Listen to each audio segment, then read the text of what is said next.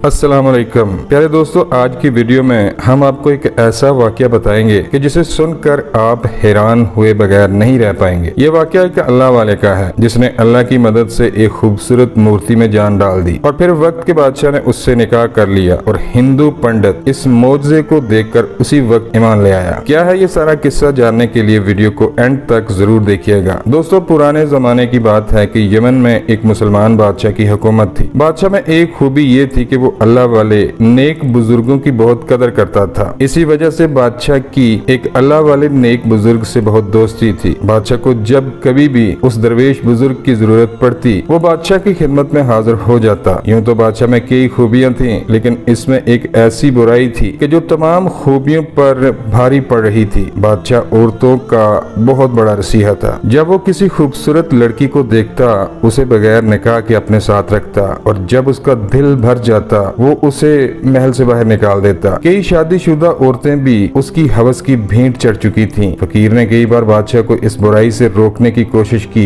और कहा कि आप अगर किसी औरत को पसंद करते हैं तो उससे निकाह करें। बगैर निकाह के किसी औरत को अपने साथ रखना और उससे हमबिस्तरी करना ज़ना के जुमरे में आता है। बादशाह उसकी हर बात मानता था, लेकिन ये नसीहत हमेशा नजरअंदाज कर देता था। दरवेश इस उम्मीद के साथ बादशाह के गुनाह को नजरअंदाज कर देता कि कभी न कभी तो अल्लाह इसके दिल में डर डालेगा और ये गुनाह कबीरा से बाज आ जाएगा। एक दिन खूब बादल गरजे, बारिश हुई, आंधी और तूफान आया जिससे फकीर की झोंपड़ी उजड़ गई। बादशाह ने सिपाहियों को हुक्म दिया कि मेरे दोस्त का हाल मालूम करो कि उसे किसी चीज की जरूरत तो नहीं। सिपाही अभी उसकी तबाह हाल झोंपड़ी के पास ही पहुंचे थे कि अंदर से फकीर की बीवी उससे झगड़ा कर रही थी कि बादशाह तुम्हारा कैसा दोस्त है, वो खुद तो महल में रहता है लेकिन तुम्हारे लिए एक छोटे मोटे मकान का भी बंदोबस्त नहीं कर पाया। आज अगर हमारे पास अपना घर होता तो हमें इस तबाह हाल झोंपड़ी में रहने की क्या जरूरत थी। सिपाहियों ने फकीर की बीवी की बातें सुन ली और महल आकर बादशाह के गोश गुजार कर दी। अगले दिन बादशाह ने फकीर को महल बुलाया और उसके सामने सोने चांदी, हीरे और जवाहरात का ढेर लगा दिया और कहा ये सब तुम्हारा है, जाओ बीच शहर के एक आलीशान घर बनाओ और वहाँ जाकर रिहाइश पजीर हो जाओ। फकीर ने सब कुछ ठुकरा दिया और कहा कि मैं अपनी झोंपड़ी में खुश हूँ। मेरी बीवी ने जज्बात में आकर नाशुक्री कर दी थी जिसका उसे पछतावा है। दरवेश फकीर के इनकार के बाद बादशाह की नजर में उसकी कदरों मंजिलत मजीद बढ़ गई। एक दिन बादशाह ने वजीर को हमरा लिया और शिकार की गर्ज से जंगल निकल गया। बादशाह को जंगल में शिकार करते हुए काफी वक्त गुजर चुका था। तभी बादशाह को प्यास की शिद्दत सताने लगी। बादशाह ने दरवेश को कहा कि मैं यहाँ शिकार करने में मसरूफ हूँ, तुम दूसरी तरफ जाकर पानी की तलाश करो। दरवेश फकीर बादशाह और सिपाहियों को छोड़कर जंगल की दूसरी जानब निकल गया। जल्द ही उसे मीठे पानी का एक चश्मा मिल गया। दरवेश वापस पलटने ही वाला था कि उसकी नजर एक इंतहाई खूबसूरत हसीनो जमील औरत पर पड़ी जो दूर खड़ी थी। करीब जाने पर मालूम हुआ कि वो कोई जिंदा औरत नहीं थी बल्कि किसी कारीगर की हुनरमंदी का मुंह बोलता सबूत था। वो एक हसीनो जमील औरत की मूर्ति थी जिसे बड़ी निफासत से बनाया गया था। दरवेश फकीर बादशाह को पानी की खबर देने निकल खड़ा हुआ। अभी वो चंद कदम के फासले पर ही गया था कि उसे याद आया कि अगर बादशाह ने इस मूर्ति को देख लिया तो इस पर आशिक हो जाएगा और इसे उठाकर महल ले जाएगा। दरवेश वापस पलटा, मूर्ति को पास ही पड़ी झाड़ियों में छुपाया और बादशाह के पास पहुंचकर पानी मिलने की खबर सुनाई। बादशाह, फकीर और सिपाही सभी पानी पीने के लिए चश्मे की जानब चल दिए। वहां पहुंचकर सब ने अपनी प्यास बुझाई। फिर बादशाह ने सिपाहियों और दरवेश को हुक्म दिया, मैं यहाँ कुछ देर आराम कर लूं, तुम लकड़ियां इकट्ठी कर लाओ ताकि आग जलाकर गोश्त को भुना जा सके। वो सब लोग वहाँ से चले गए। बादशाह अभी आराम के लिए लेटा ही था कि उसे दूर झाड़ियों में कोई चमकती हुई चीज दिखाई दी। बादशाह ने गौर से देखा तो उसे महसूस हुआ कि झाड़ियों में छुपकर कोई मुझ पर हमला करने का इरादा रखता है। बादशाह ने अपनी तलवार निकाली और झाड़ियों को एक तरफ हटाया। झाड़ियां हटाने की देर थी कि बादशाह को जैसे सांप सूंघ गया। सामने एक इंतहाई खूबसूरत औरत की मूर्ति पड़ी थी। बादशाह ने मूर्ति को उठाया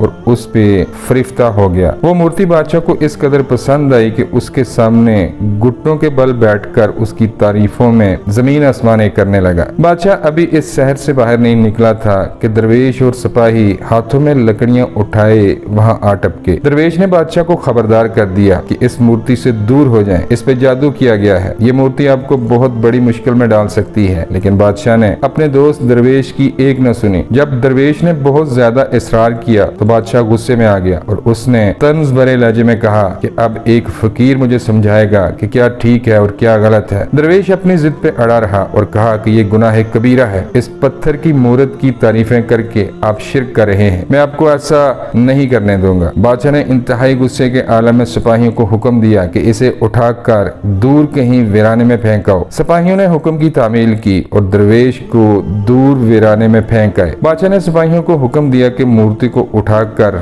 महल ले चलो। अभी इन्होंने मूर्ति को हाथ ही लगाया था कि बिजली कड़की, एक धमाके की आवाज आई। बादशाह और उसके सिपाही मूर्ति से काफी दूर जाकर गिरे। इन्होंने अपने आप को संभाला ही था कि उसी लम्हे एक खौफनाक शक्ल का शख्स उनके सामने आ गया। बादशाह ने कहा, ऐ बदबख्त, तू कौन है? वो कहने लगा, मैं एक जादूगर हूँ और मेरा नाम सामरी है। तुमने हमारी पवित्र देवी को हाथ लगाने की जुर्रत भी कैसे की? हम इसकी पूजा करते हैं। अब हम तुम्हारी बलि देकर अपनी देवी को पवित्र बनाएंगे। बादशाह बहुत परेशान हुआ और सोचने लगा कि मेरे दोस्त ने मुझे सही मशवरा दिया था कि ये मूर्ति मुझे बड़ी मुश्किल में डाल देगी। बादशाह ने इसी लम्हे हाथ उठाए और सच्चे दिल के साथ तौबा की कि ऐ अल्लाह, मुझे आज इस मुश्किल से निकाल ले, मैं तमाम बुरे काम छोड़कर तेरा बंदा बन जाऊंगा। बादशाह को इस बात का भी एहसास हो चुका था कि दरवेश ने सच ही कहा था। बादशाह अभी इस सोच में गुम था कि वो दरवेश वहां आ पहुंचा। दरवेश को देखकर बादशाह के चेहरे पर शर्मिंदगी और नदामत का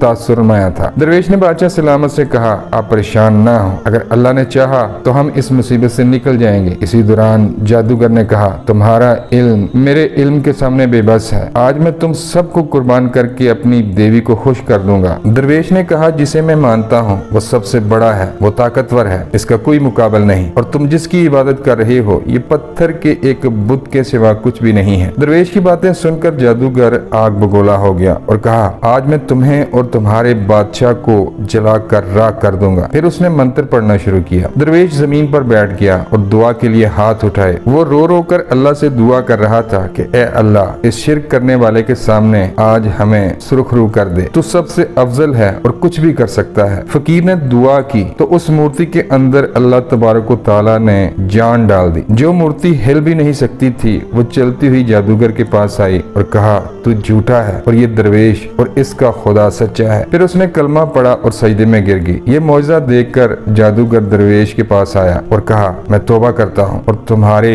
खुदा पर ईमान लाता हूँ। दरवेश ने जादूगर को कलमा पढ़ाया और वो भी अल्लाह के हुजूर सजदे में गिर पड़ा। वो औरत बादशाह के पास आई और कहा, तुमने हमेशा ज़ना किया है, लेकिन अगर तुम अपने किए पर शर्मिंदा हो और अल्लाह से माफी मांगते हो तो मैं तुमसे निकाह करने पर राजी हूँ। बादशाह ने फकीर से माफी मांगी और कहा, हमारा निकाह पढ़वा दें, आज के बाद मैं तमाम बुरे कामों से तौबा करता हूँ। दरवेश ने दोनों का निकाह पढ़वा दिया और बादशाह अपनी दुल्हन को लेकर अपने महल की जानिब रवाना हो गया।